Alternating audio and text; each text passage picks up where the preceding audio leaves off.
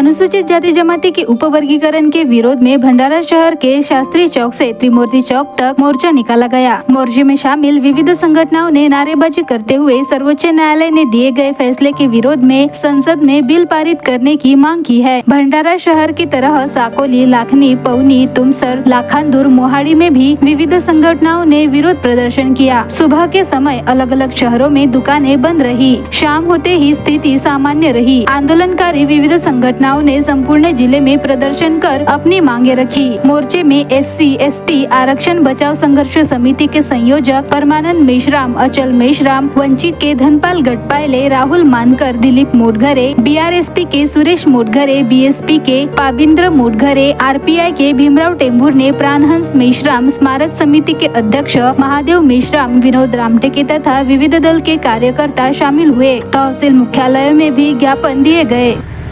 समजलं, पोरगा जवळ आला, म्हटलं बेटा मी तुझी माफी मागतो।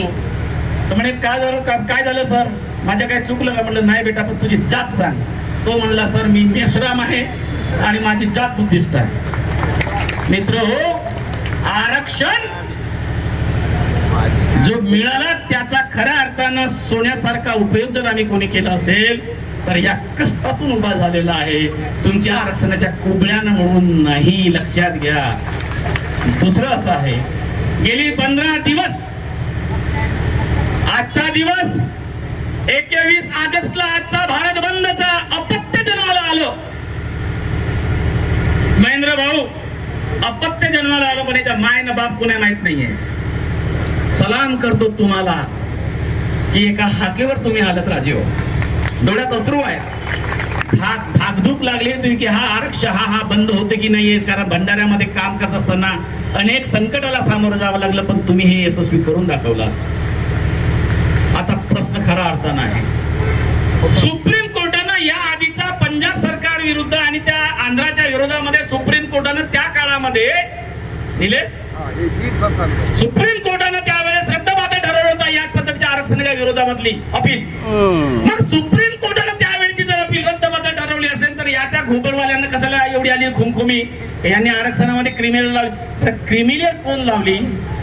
ज्या हरिजनाचा बापानं अख्खं आयुष्य मरेस्तोवर काँग्रेसची गुलामगिरी केली, आरक्षणामुळे सुप्रीम कोर्टापर्यंत तो गेला आणि त्याची बहिणी नोकरीवर लागली, गवई साहेबाची पोरगी, ते सुद्धा त्याच्या शाळेमध्ये आरक्षणाच्या जो काही प्रकार निघते त्याच्यावर लागली।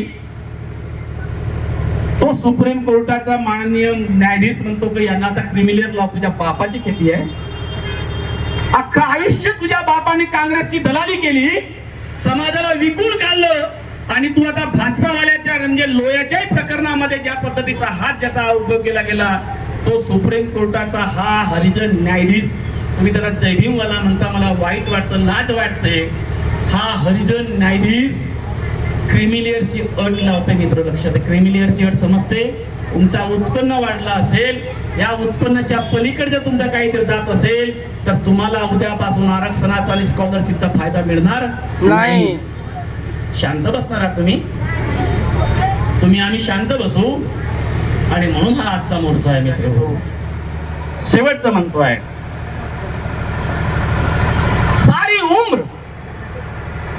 सारी उम्र कौन किसका साथ देता है, हे दोस्त कुछ पल ही सही, आप लोगों का साथ मिला तो क्या कम है, मिलकर बिछुड़ रहे हैं फिर मिलने को है दोस्त, और किसी उम्मीद से अलविदा हो रहे दोस्त। जय भीम।